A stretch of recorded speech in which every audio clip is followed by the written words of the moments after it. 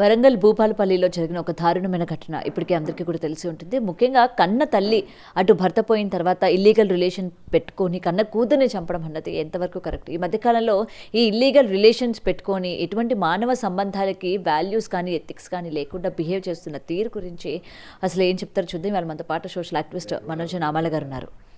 Ma'am, ముఖ్యంగా incident మనం చూస్తూ ఉన్నాం. అసలు కన్న కూతురు అని కూడా లేకుండా అంత దారుణంగా చంపేసి తర్వాత పోలీసులకి చిక్కకుండా ఏదో ఒక కథ అల్లేద్దాంలే, మనం చిక్కకుండా దొరకకుండా ఉంటాము, ప్రియుడితో హ్యాపీగా ఉండొచ్చు అని చెప్పి ఆమె ప్లాన్ చేసిన తీరు కావచ్చు. ఈరోజు బలైపోయిన కూతురు గురించి ఏం చెప్తారు మేడం? గౌతమి, నాకు ఈ ఇష్యూ చూసే చాలా బాధేస్తుంది. అంటే ప్రతి ఇష్యూ కూడా బాధగానే ఉంటున్నాయి ఈ మధ్య జరిగాయన్ని. అయితే ఒక బిడ్డని చంపడానికి ఒక తల్లి ఇంత దారుణంగా చేసింది అంటే ఒక ప్రియుడి కోసము, అంటే ఉంచుకున్న ఒక అబ్బాయి కోసము ఈ అమ్మాయి కన్న కన్న పేగను కూడా చూడకుండా వర్షిణిని చంపడం చాలా దారుణమైన విషయము. అది ప్రియుడి చేతనే చంపించింది. అంతకుముందు కూడా వాళ్ళ హస్బెండ్ పక్షవాతం ఏదో వచ్చి మంచంలో ఉన్నప్పుడు కూడా ఆయన ఏదో అనారోగ్యంతో చనిపోయాడు అంటుంది. కానీ నాకు ఇప్పటికీ డౌట్ ఏంటంటే ఆమెకు అతన్ని కూడా ఈమె చంపేసిందేమో. ఈ మధ్య గౌతమి ఇలాంటి రిలేషన్షిప్ చాలా భయంకరంగా తయారవుతున్నాయి. మానవ సంబంధాలు అనేటువంటివి భార్యాభర్తల మధ్య కానీ, తల్లి కొడుకుల మధ్య కానీ, తండ్రి కూతుళ్ళ మధ్య కానీ, ఇంట్లో బాబాయిలు, చిన్నమ్మలు, పెదనాన్నలు, పెద్దమ్మలు వీళ్ళ మధ్య కానీ ఉండట్లేదు. ఎందుకంటే కేవలము ఒకే అక్షరం, రెండే అక్షరాల మధ్యలో ఉంటున్నాయి డబ్బు.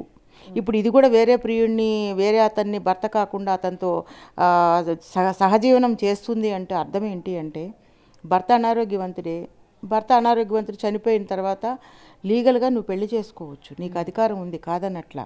కానీ ఇలా ఉంచుకుని వాడి కోసం వాడి చేతనే బిడ్డ అడ్డంగా ఉందని కన్న పేగను కూడా చూడకుండా చంపించడం అనేది చాలా దారుణమైనటువంటి విషయము. అసలు ఒక తల్లి ఇలా చేస్తుందా? నవమాసాలు మోసి పెంచి పెద్ద చేసి ఈ స్థాయికి వచ్చిన తర్వాత ఆ అమ్మాయి వయసు ఎంత 10 ఏళ్ళు ఉంటుందేమో, ఆ అమ్మాయిని అంత దారుణంగా చంపించింది అంటే వాళ్ళకు అడ్డు లేకుండా చేసుకుంది. అంటే వాళ్ళ సుఖాలకి, వాళ్ళ సంతోషాలకి అతను మళ్ళీ ఈ అమ్మాయిని యాక్సెప్ట్ చేయకపోయి ఉండొచ్చు. ముందు అతనికి పుట్టింది కదా, యాక్సెప్ట్ చేయలేకపోయి ఉండొచ్చు. అతను ప్రొవోక్ చేయబట్టే ఈమె అతన్ని ఎంకరేజ్ చేసి చంపించేటువంటి పరిస్థితికి దిగజారిపోతుంది. ఎందుకంటే ఈ సమాజంలో ఆడపిల్లలు ఇలా తయారవుతున్నారు అంటే వీళ్ళకి స్వేచ్ఛ వచ్చినందుకు సంతోషపడాలనా, లేకపోతే చదువుకున్నందుకు సంతోషపడాలనా, లేకపోతే ఇంతటి దారుణాలకు వీళ్ళు ఒడికడుతున్నారు.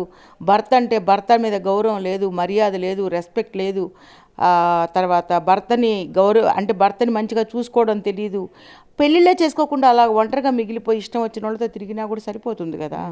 పెళ్ళైన దాన్ని అడ్డం పెట్టుకుని వాడు వచ్చిన తర్వాత వాడి గడ్డివాడికి పెట్టి వాడిని చిత్రహింసలకు గురి చేసి వాడి ద్వారా పుట్టిన బిడ్డల్ని కూడా వీళ్ళు నా బిడ్డలు కాదని వాడికి పుట్టారని చెప్పి వాడిని ఆ పిల్లని చిత్రహింసలు చేసి ఇంకొకళ్ళకి రిలేషన్షిప్ మెయింటైన్ చేస్తూ ఆ బిడ్డల్ని వాళ్ళకి అడ్డొస్తారని చెప్పి ఆ బిడ్డల్ని చంపేసేసి వాళ్ళ యొక్క స్వేచ్ఛ స్వతంత్రాలకు అడ్డు లేకుండా ఉండాలని చెప్పి ఎంతోమంది, ఈ ఒక కేసే కాదు గౌతమి, ఈ మధ్యకాలంలో అమీన్పూర్లో కూడా ఒక తల్లి 3 బిడ్డల్ని దారుణంగా పెరుగన్నంలో విషం పెట్టి చంపేసినటువంటి సందర్భాలు తలుచుకుంటే గుండెలు అవిసిపోతున్నాయి. ఎందుకు అనాలి, ఎందుకు చంపేయాలి? అసలు దీనికి ఈ యొక్క మారణకాండాలకి అంతు లేదా?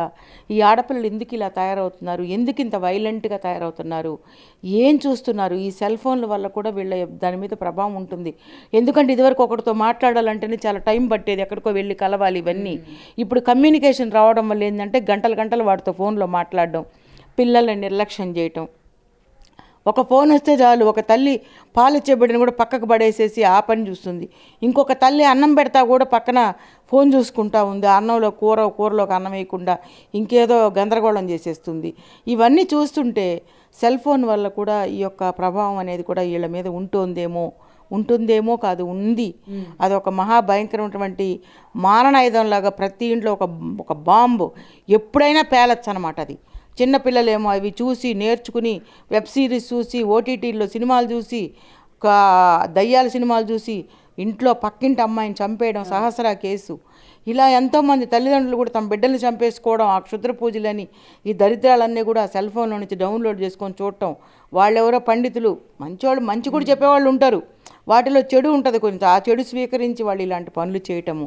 ఇప్పుడు ఈరోజు తల్లి బిడ్డని వర్షిణిని దారుణంగా కవిత అనేటువంటి ఒక పాపిష్టిది దుర్మార్గురాలు ఒక బిడ్డని చంపేసింది అంటే దానికి ఏ శిక్ష వేసినా కూడా తక్కువే అని అంటాను. ఇలాంటివన్నీ శిక్షలు. ఒకటి ఇలాంటి ఇన్సిడెంట్ చూసినప్పుడు మనం రోజు చూస్తూ ఉంటాం ఇలాంటివి. సో వాళ్ళకి తప్పకుండా శిక్ష పడుతుంది, పోలీసులు తగిన చర్యలు తీసుకుంటారు అన్న భయం అన్నది వీళ్ళలో కలగట్లేదు. ఎందుకంటే రోజు ఈ చంపిన వాళ్ళు కూడా ఈ జరిగిన వార్తలన్నీ కూడా చూస్తూ ఉన్నారు కదా, ఏ విధంగా ఎఫెక్ట్ అవుతూ ఉన్నాయి ఫ్యామిలీస్, వాళ్ళు ఏ విధంగా వాళ్ళ శారీరక సుఖం కోసం కావచ్చు ఇది చేస్తే రేపు పొద్దున వాళ్ళు ఏది కోరుకుంటున్నారో అది వాళ్ళకి దక్కకపోగా ఈ కేసులు, జైల్లోకి వెళ్ళడాలు ఇలాంటివన్నీ కూడా ఫేస్ చేస్తున్నారు కదా. సో అయినా సరే వీళ్ళలో ఎందుకు ఆ మార్పు కలగట్లేదంటే ఏం చెప్తారు? అంటే శిక్షలు ఫాస్ట్ ట్రాక్లో అమలుపరచాలి గౌతమి. ఇదివరకు ఇప్పుడు ఏమవుతుందంటే డిలే అవుతుంది. ఇప్పుడు ఒకటి తప్పు చేశాడు, అరెస్ట్ చేశాము, లోపలేసాము, రిమాండ్కి తరలించాము, అంతవరకే మనకి ఇన్ఫర్మేషన్ ఉంటుంది. తర్వాత వాడికి అది వెరీ రేర్ కేసుల్లో కంక్లూజన్ మనకి చూపిస్తున్నారు. అలా కాకుండా అసలు వాడికి ఏం శిక్ష చేశారు, ఎందుకు ఇంత డ్రాగాన్ చేస్తారు, ఎందుకు వీళ్ళకి లాయర్లను పెట్టి మళ్ళీ డబ్బులు పెట్టి లాయర్లను పెట్టి, అంటే లాయర్ అని డబ్బు తీసుకోకుండా ఎవరు పనిచేయరు, లాయరే కాదు ఎవరైనా, ఆ డబ్బులు తీసుకుని అంటే ఏదో ఆడు తాగి చేశాడు ఇలా రకరకాల, అంటే ఈమె ఎందుకు చేసింది, మానసిక పరిస్థితి ఎలా ఉంది, ఏంటి మానసిక పరిస్థితి, దున్నపోతలాగా ఏళ్ళు వచ్చినాయి, విచక్షణ జ్ఞానం లేకుండానే పెళ్లి చేసుకుని ఒక బిడ్డను కనిందా, కాదు కదా, అన్నీ తెలుసు. భర్త చనిపోయినాడు, సరే నీకు ఇష్టమైతే ఎవరో ఒకరిని అఫీషియల్గానే ఒక చిన్న రిజిస్టర్ మ్యారేజ్ చేసుకొని బిడ్డకి ఇంట్రడ్యూస్ చెయ్యి. ఎంతమంది ఇప్పుడు మనం సునీత కేసు తీసుకుంటే హస్బెండ్ అంటే ఆమె కేసు ఒక రోల్ మోడల్ అని చెప్తున్నాను నేను మంచి ఉద్దేశంతో. ఆమె కూడా పెళ్లి చేసుకుంది, బిడ్డలు దగ్గరుండి తల్లికి పెళ్లి చేశారు, ఈరోజు వాళ్ళు వీళ్ళు అంతా కలిసిమెలిసి ఉంటున్నారు. అలాగే ఆ బిడ్డ అనుమతి తీసుకొని నాన్న నీకు తండ్రి కావాలి, మీ నాన్న చనిపోయాడు, నేను ఒక్కదాన్నే ఈ సంసారాన్ని నేను ఈదలేను, లేకపోతే నాకు కూడా ఒంటికోవం తగ్గించుకోలేను, అలాగే నాకు భర్త కావాలి, నేను కూడా నాకు సమాజంలో తిరగాలని ఉంది, ఇలా ఉంటే నన్ను ఎవరు పట్టించుకోరు, నన్ను అవమానం చేస్తారు అని నువ్వు ఆ బిడ్డను అడుక్కొని ఆ బిడ్డని కన్విన్స్ చేసుకుని ఆ బిడ్డకు ఒక ఏజ్ వచ్చే వరకు ఓపిక పట్టి నువ్వు ఘనంగా పెళ్లి చేసుకొని, ఘనంగా కాదు రిజిస్టర్ పెళ్లి చేసుకొని నువ్వు ఘనంగా నలుగురు తిరిగి ఉండొచ్చు కదా.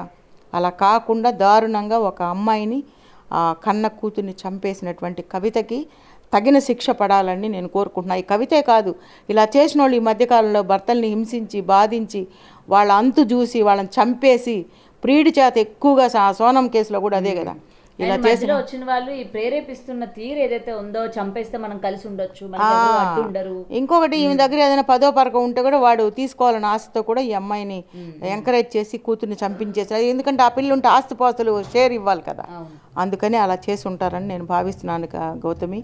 ఏదేమైనా కూడా కవిత అనేటువంటి ఒక మానవ మృగం అంటాను నేను, ఎందుకంటే బిడ్డను చంపిందంటే మానవ మృగమే, అది మనిషి కాదు, దానికి శిక్ష పడాలని నేను కోరుకుంటున్నాను. Thank you ma'am. For more videos like this, subscribe Big TV channel.